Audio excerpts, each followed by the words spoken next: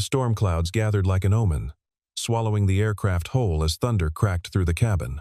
The engines screamed their protest, metal groaning against nature's fury, while passengers gripped their armrests with white knuckles.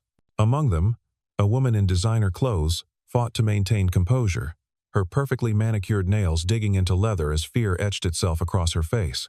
Nearby, a man with weathered hands and military bearing shielded the elderly passenger beside him, his eyes cold and calculating even as chaos erupted. The plane plummeted toward the dark waters below, and then nothing but blackness and the roar of the ocean claiming its prize. She woke to sand in her mouth and waves lapping at her feet. The CEO's designer suit was torn, her blonde hair matted with salt and seaweed. Beside her, the man stirred, coughing up seawater as consciousness returned.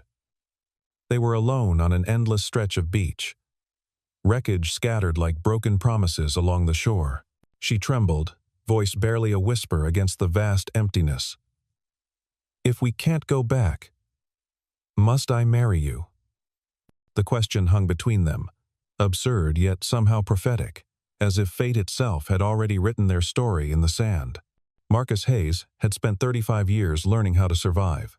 His body bore the map of that education's scars from Afghanistan, calloused hands from construction work, shoulders broad enough to carry the weight of single fatherhood. The sun had baked his skin to bronze during countless hours on job sites, trying to make ends meet for his 7-year-old daughter Emma. She was everything now, had been since cancer took Sarah 3 years ago. The grief had aged him, carved lines around eyes that had seen too much death, but it had also sharpened his purpose. Every sunrise was for Emma. Every exhausted evening another day closer to giving her the life she deserved. Victoria Sterling inhabited a different universe entirely. At 30, she commanded boardrooms with the same precision her mother had once commanded charity galas. Her blue eyes could freeze negotiations or close million-dollar deals, depending on what the quarterly reports demanded. The Sterling fortune had groomed her from birth private schools, Yale MBA, a corner office before she turned 28. Love had been a luxury she couldn't afford, especially after James had chosen her rival's bed and her father's biggest competitor as his new employer. Trust became a liability, vulnerability, a weakness she'd surgically removed from her emotional portfolio. They were oil and water, war and commerce, calluses and manicures. He knew how to read wind patterns and track animals. She could read market trends and track insider trading. His hands had held dying soldiers. Hers had held nothing heavier than platinum credit cards. Yet here they stood on this nameless shore, stripped of everything that had defined them, equal in their mortality. The island didn't care about her net worth or his purple heart. It only cared that they were soft, fragile humans who needed water within 3 days, or they'd die. Victoria's first instinct was denial wrapped in authority. She pulled out her waterlogged phone, shaking it as if corporate determination could resurrect dead circuits. "The Coast Guard will find us," she declared, her voice still carrying boardroom authority despite the chattering teeth. "My company has resources. They'll have helicopters searching within hours." Marcus didn't respond immediately. Instead, he walked the beach's edge, reading signs she couldn't see: the height of the tide line, the direction of debris scatter, the complete absence of human footprints beyond their own. His trained eyes cataloged resources: bamboo clusters, coconut palms, a freshwater stream trickling from the jungle's edge. Finally, he turned back to where she stood, still clutching her useless phone like a talisman. "We need shelter before nightfall," he said simply. "Fire, water, food. In that order." Her laugh was bitter, edged with hysteria. "I'm sure someone will spot us before we need to play Robinson Crusoe." "Maybe," he conceded, already gathering driftwood. But hypothermia doesn't wait for rescue schedules.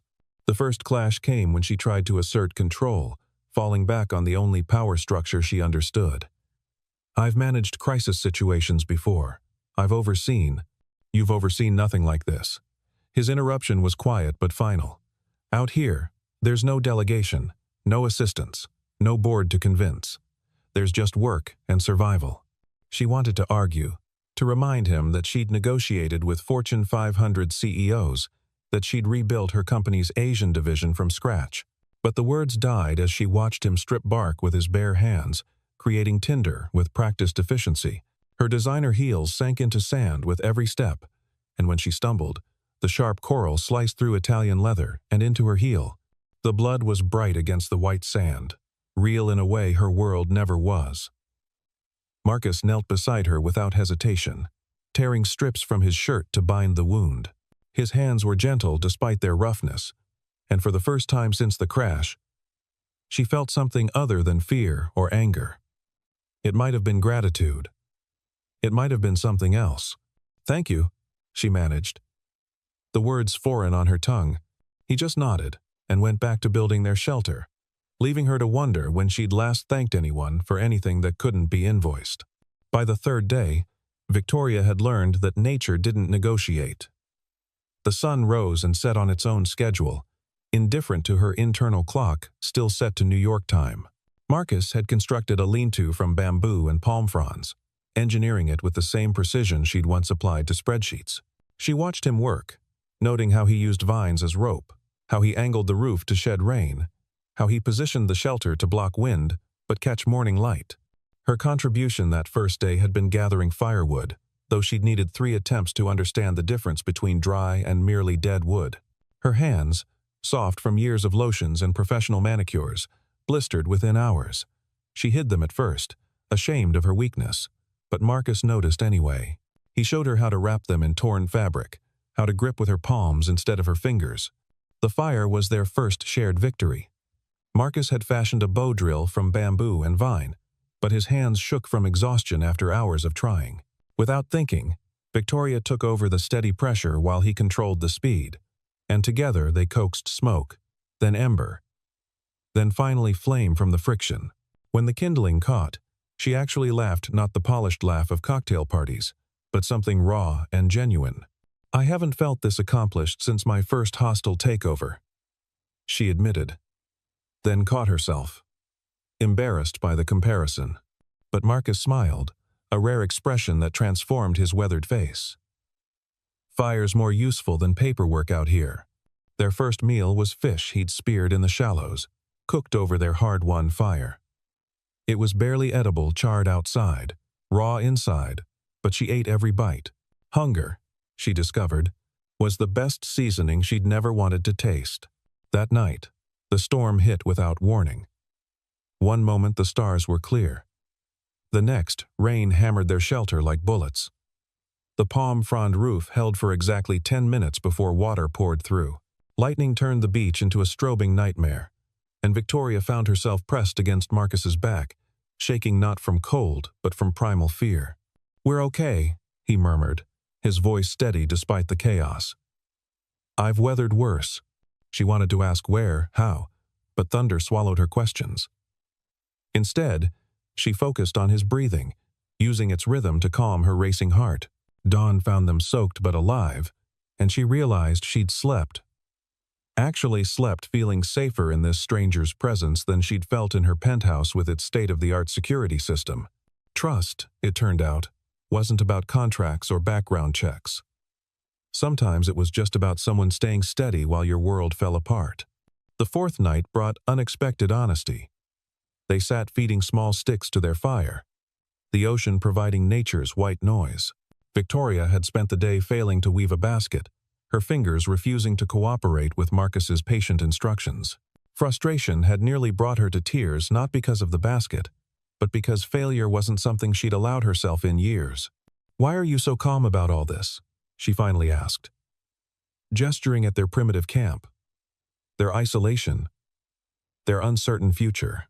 Marcus stared into the flames for a long moment. When he spoke, his voice carried the weight of memories he usually kept buried. Afghanistan. 2009. Our convoy hit an IED outside Kandahar. 3 days in hostile territory with 2 wounded, waiting for extraction that almost didn't come. He paused, adding another stick to the fire. "After that, everything else is just an inconvenience." She absorbed this, trying to reconcile the quiet man beside her with that level of violence and survival. "How do you not let it break you?" "It did break me," The admission was quiet but unflinching. Coming home to Emma, my daughter. That's what put me back together. Different shape, maybe, but functional. The mention of his daughter shifted something in his expression, softening the harsh lines. Victoria recognized the look. She'd seen it in mirrors when she thought about the life she'd never have time for. "Tell me about her," she said, surprising herself with genuine curiosity. His smile was immediate and transformative. 7 years old, going on 40. Reads everything she can get her hands on. Wants to be a marine biologist, or a princess, or both depending on the day. His voice caught slightly. Her mom died 3 years ago. Breast cancer. Emma doesn't remember much, which is both a blessing and a curse. Victoria felt the words pull something from deep in her chest. "I'm sorry." "Me too." He turned to look at her directly. "What about you? What breaks someone who seems unbreakable?" She almost deflected, almost retreated behind corporate speak and careful distances. But the firelight and isolation made honesty feel less dangerous. "I've never had anyone really see me. Not my parents, who saw an heir. Not James, who saw a stepping stone. Even I don't see me anymore, just the role I play." "I see you," Marcus said simply. The words hung between them, weighty with possibility. Victoria felt exposed, vulnerable in a way that had nothing to do with their primitive circumstances. She'd been naked in boardrooms full of hostile investors and felt less seen than she did right now, in torn designer clothes, with dirty hair and broken nails. "That terrifies me," she admitted. "Good," he replied. "Terror keeps you honest." They sat in companionable silence after that, watching sparks rise toward stars that seemed impossibly bright without light pollution. For the first time in her adult life, Victoria wasn't planning the next quarter, the next acquisition, the next defensive strategy. She was just present, existing in the space between one breath and the next, between one heartbeat and its echo. Tomorrow would bring new challenges. Food to find, water to collect, the endless work of survival. But tonight, she was learning that sometimes the most valuable thing you could possess was someone who saw through all your armor to the frightened, hopeful human underneath. The storm arrived on their 10th day like an angry god. Marcus had seen it building in the cloud formations, the way the birds fell silent, how the air pressure made his old injuries ache. He'd tried to reinforce their shelter, but bamboo and hope were poor defenses against nature's fury. It hit at midnight, winds that could have been hurricane force for all they knew. Their shelter exploded in the first gust, sending palm fronds whipping through the air like blades. Victoria screamed. He heard it even over the wind as debris struck her leg, opening a gash that immediately ran red. Marcus half-carried, half-dragged her to a cluster of rocks he'd noted days earlier, a small cave barely large enough for two. They pressed inside as rain turned the beach into a river, as waves climbed higher than seemed possible, reaching for them with foaming fingers. By morning, their camp was gone. Everything: the fire pit, their collected food, the rain catches he'd built scattered or destroyed. Victoria's leg was worse than he'd thought, the cut deep and already showing signs of infection in the tropical heat. She was burning with fever by noon, slipping in and out of consciousness, calling for people who weren't there. "James, don't. The contract isn't," she mumbled. Then clearer, "Mom, I'm trying to be perfect. I'm trying." Marcus felt helplessness creeping in, that familiar enemy from battlefield traumas.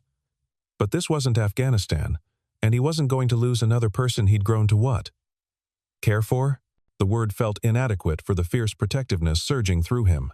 He'd seen plants the locals in Afghanistan used for wounds, and he'd noticed similar species here. It was a risk, but doing nothing was certain death.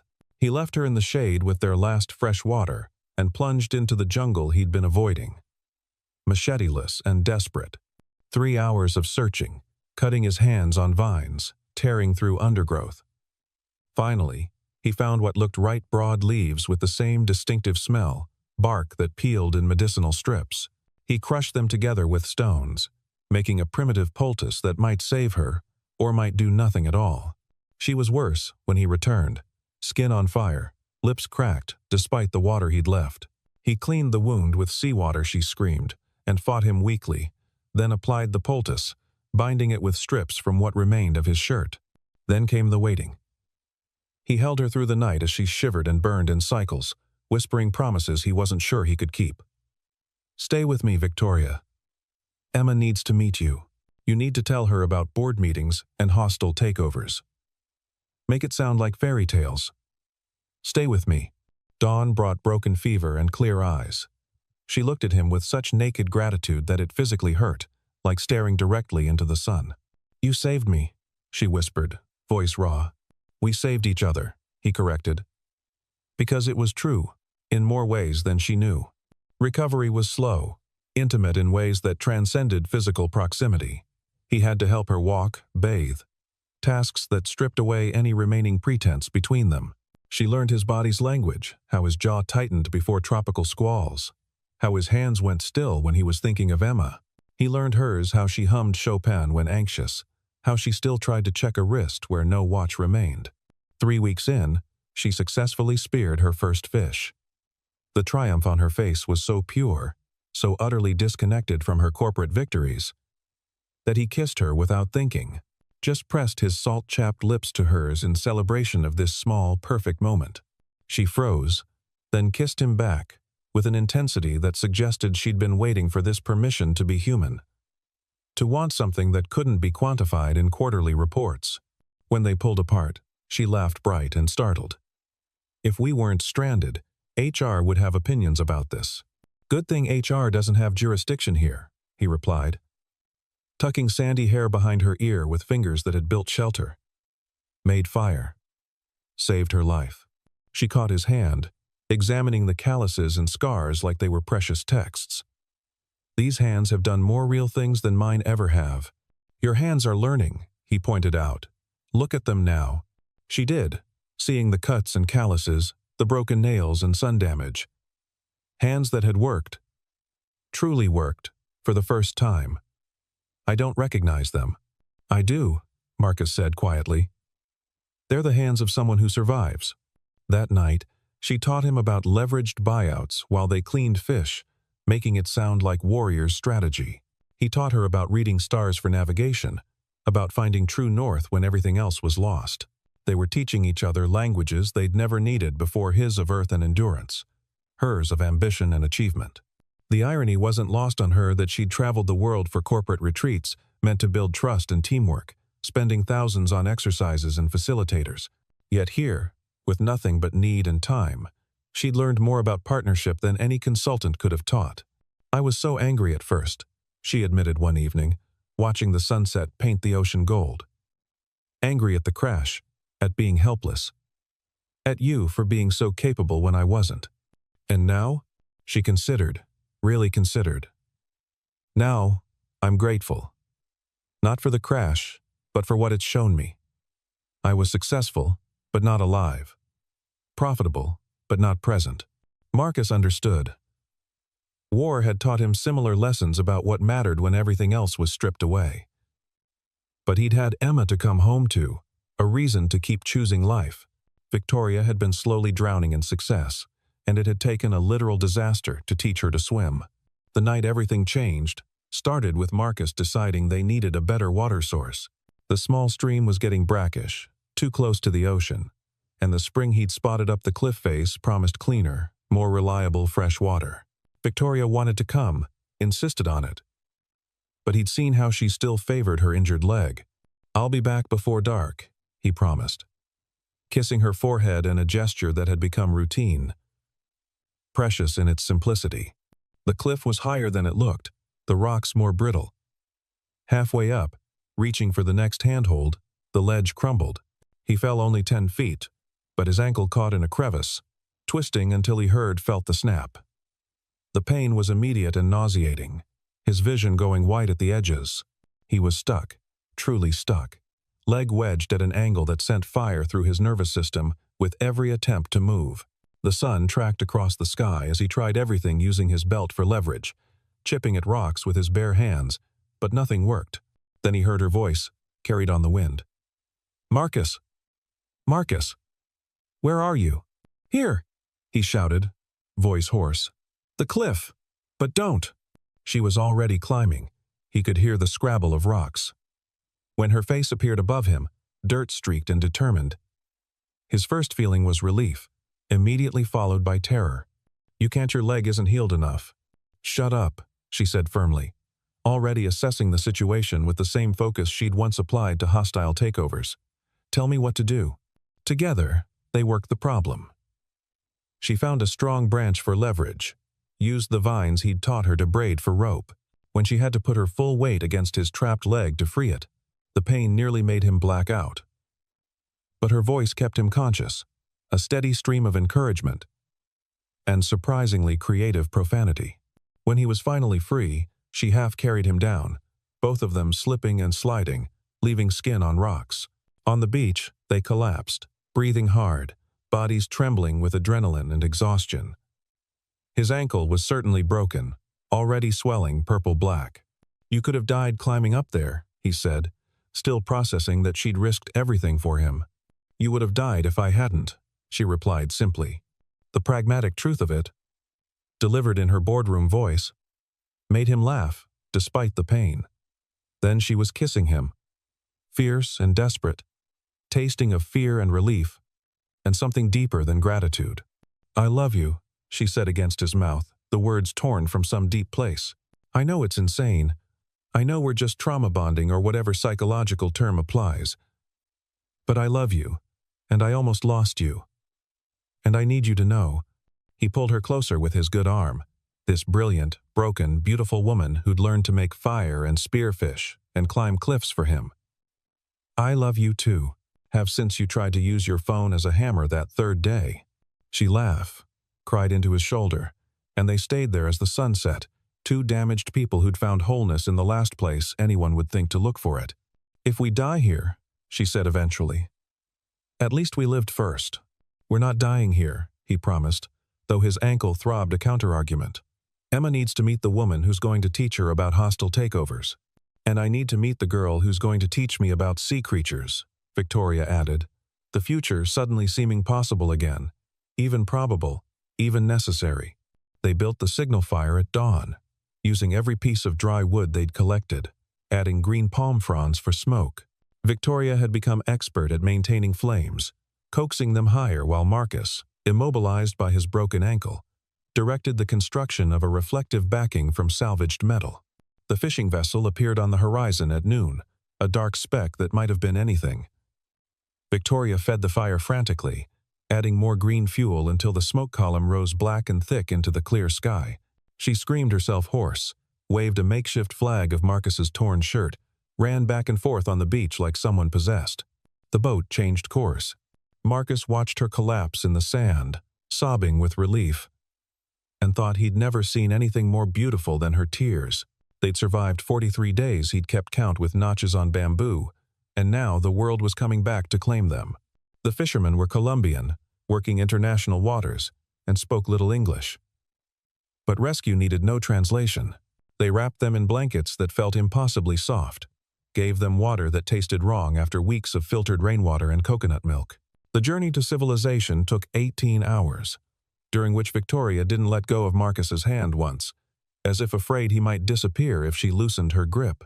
The hospital in Panama City was a shock of white walls and machines, of forms to fill out and calls to make. Victoria's assistant cried on the phone, told her the whole company had been searching, that her memorial service was scheduled for next week. Marcus called his sister, who'd been raising Emma, and had to hang up when his daughter's voice asking Daddy made him sob too hard to speak. Then came the reckoning. Their rescue made international news, CEO, and single father survived 6 weeks on deserted island. Photographers waited outside the hospital, wanting pictures of the romance everyone insisted on seeing. But when the discharge papers came, when real life beckoned with its obligations and social strata, they stood in the hospital lobby like strangers again. I have a car coming, Victoria said, voice carefully neutral. Back to New York. Emma's in Boston, Marcus replied, equally careful. My sister's place. They were oil and water again. Different worlds, different lives. The island had been parentheses, a pause in their real stories. Wasn't it? This is insane, Victoria finally said, but she was smiling through tears. We have nothing in common, except almost dying. We have everything in common that matters, Marcus countered, reaching for her hand.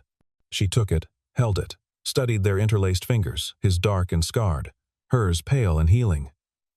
Your daughter will hate me. I don't know anything about children. You'll learn. You learn to spearfish. Your world will bore me.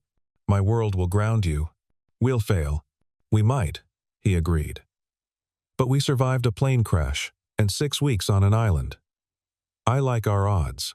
She kissed him then, in the middle of the hospital lobby, in front of the photographers and nurses and God, and everyone. It tasted like possibility. They went their separate ways that afternoon, but with plans to meet in 1 week. 7 days to return to their lives and see if what they'd found was real or just island fever. 7 days to decide if love forged in extremity could survive normality. New York consumed Victoria immediately. The board wanted briefings, the media wanted statements, and her apartment felt like a museum of someone she used to be. Designer clothes that seemed absurd now, shoes worth more than Marcus probably made in a month. A bed so soft it felt like drowning. She sat in her first board meeting 3 days after rescue, watching executives argue about market share and fourth-quarter projections. Harold Steinberg was proposing another aggressive acquisition, the kind that would gut 200 jobs but boost stock prices. 6 weeks ago, she would have led the charge. Victoria? Harold prompted. Your thoughts on the Chen Industries takeover? She looked at their expectant faces, these soft people who'd never been hungry, never been afraid, never built anything with their actual hands. I think we should explore partnership instead of acquisition. Keep their workforce, their corporate culture. Build something together, instead of consuming it. The room went silent. Harold's face darkened. That's not the Sterling Industries way. Maybe it should be. She replied calmly. After the meeting, her phone buzzed with texts from Marcus. Photos of Emma, holding a sign that said, Welcome home, Daddy, in crayon. A video of them at the aquarium. Emma explaining to Marcus why octopi were the smartest creatures in the ocean. Another text. She wants to know when she can meet the lady who helped Daddy come home. Victoria cried in her office, her corner office with its view of Manhattan, its testament to everything she'd achieved and everything that suddenly felt hollow. Boston was simpler. Marcus returned to his 2-bedroom apartment, to his construction job that his boss had held for him, to Emma who wouldn't let go of his leg for the first full day. His sister Maria had questions about the island, about survival, about the CEO whose picture was all over the news next to his. She's not your type, Maria said carefully, watching him help Emma with homework. I don't have a type anymore, he replied. I have Victoria. Emma looked up from her math worksheet. Is she pretty? Very. Is she nice? She's learning to be. Does she like fish? Marcus laughed, remembering Victoria's first successful spear. She's complicated about fish. Emma considered this seriously. I want to meet her. 3 days into their week apart, Victoria called at midnight. I can't sleep in this bed. It's too soft. I put a blanket on the floor, but it's not the same. I know, he said, because he did. Emma asked why I was checking the wind patterns this morning. The board thinks I've lost my mind.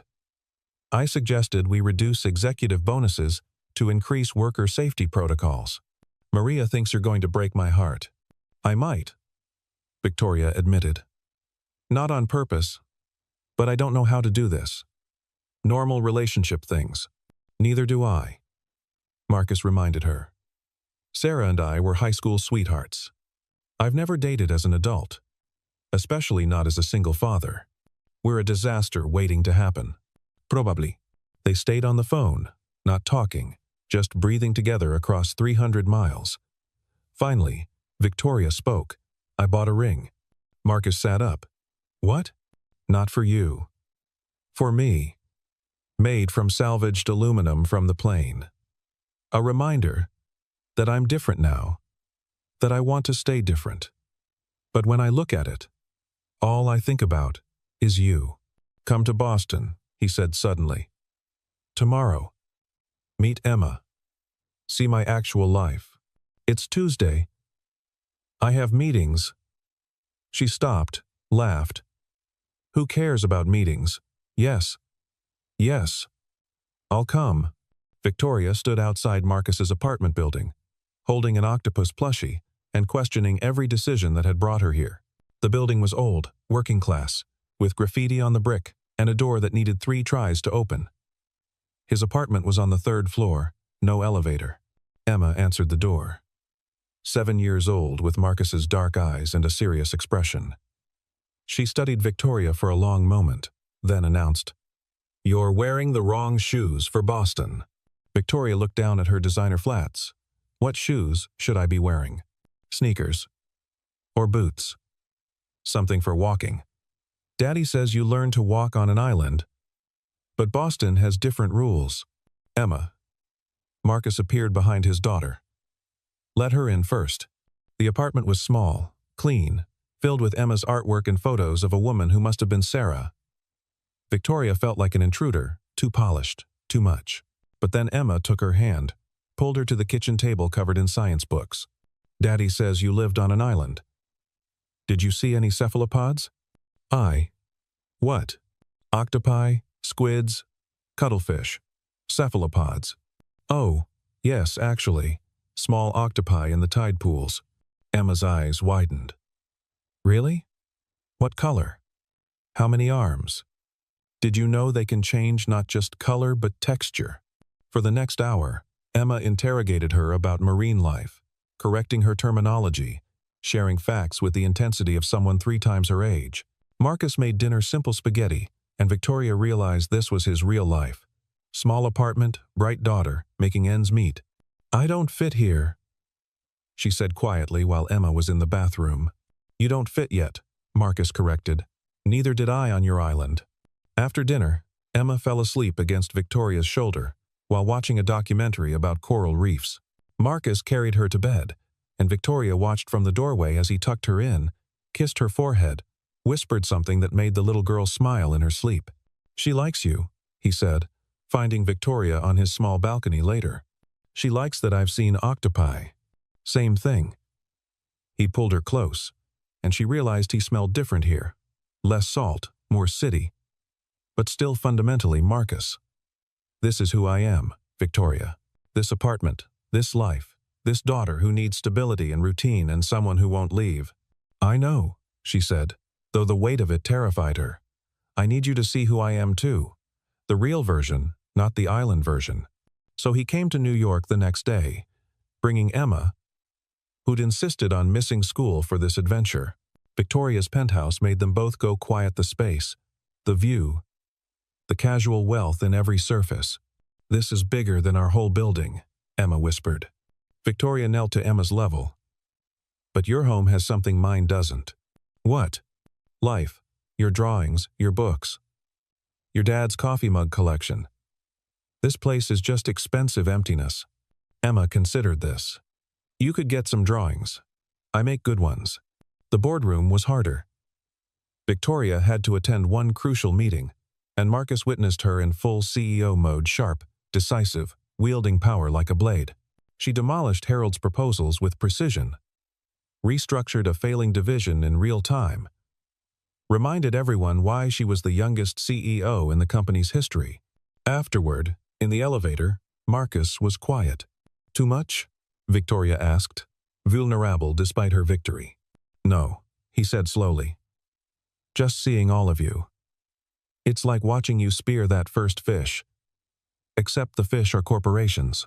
Emma, who'd been coloring in the corner during the meeting, looked up. Was it boring? It looked boring. Incredibly boring, Victoria agreed. And Marcus laughed. They spent the afternoon at the Museum of Natural History, Emma dragging them through the ocean exhibits, Victoria buying her every book she glanced at until Marcus intervened. They looked like a family, he realized, catching their reflection. Mismatched, complicated, but somehow fitting.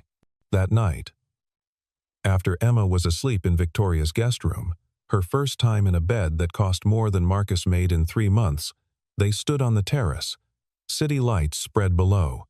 I'll sell the penthouse, Victoria said suddenly, Move to Boston. I can run the company remotely or find something else. Marcus turned her to face him. You don't give up who you are. We find a middle ground. Where's the middle ground between this and that? We'll build it, he said simply. Like we built that shelter. Piece by piece. Victoria traced the scar on his hand from those first days. You really think we can make this work?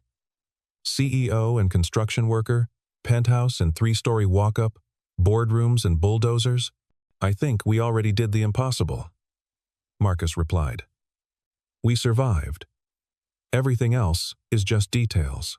6 months later, Victoria stood in her redesigned office, the same corner space, but now with Emma's drawings framed alongside corporate awards, a photo from the island next to her MBA diploma.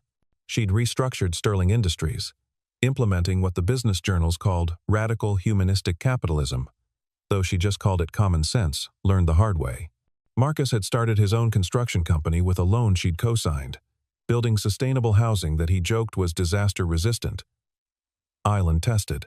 Emma spent weekends with them in the Brooklyn brownstone they'd bought together. Not penthouse, not walk-up, but something in between. There's a documentary crew, her assistant informed her.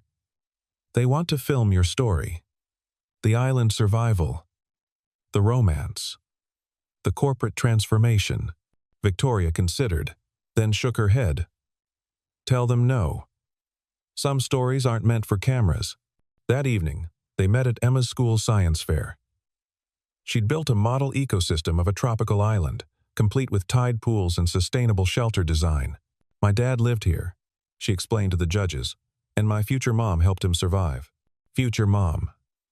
Victoria felt the words like physical touch. She found Marcus in the crowd, held up her left hand where the salvaged aluminum ring had been joined by something more traditional, something that meant promises beyond survival. He smiled, that rare full smile that had first appeared by firelight, and mouthed, "If we can't go back." She mouthed back, "Must I marry you?" Emma won first place. They celebrated with pizza, the three of them laughing over Emma's detailed explanation of cephalopod intelligence. Marcus teasing Victoria about her continued inability to weave baskets. Victoria threatening to make them all attend a board meeting as punishment. Later, walking the Brooklyn streets with Emma between them, each holding one of her hands, Victoria thought about the question she'd asked on that first morning. Desperate, delirious, accidentally prophetic. If we can't go back, must I marry you? The answer, it turned out, was both simpler and more complex than survival. The answer was choosing to build something new from the wreckage of what was. The answer was Emma's hand in hers. Marcus's smile in the streetlight. The promise of ordinary mornings and extraordinary love. They returned to the island 1 year later, the three of them. A chartered boat. Proper supplies. Emma bouncing with excitement to see where her father had lived. Where Victoria had changed. Where their family had truly begun. The shelter was gone, of course, reclaimed by wind and growth, but the fire pit remained. Stones they'd placed in a circle now worn smooth by weather. Emma ran the beach, collecting shells, pointing out tide pools, lecturing them about ecosystems with 7-year-old authority. This is where you ask the question, Marcus said, standing at the spot where they'd first woken. If we can't go back, Victoria began. Must I marry you? He finished. And the answer was yes, she said.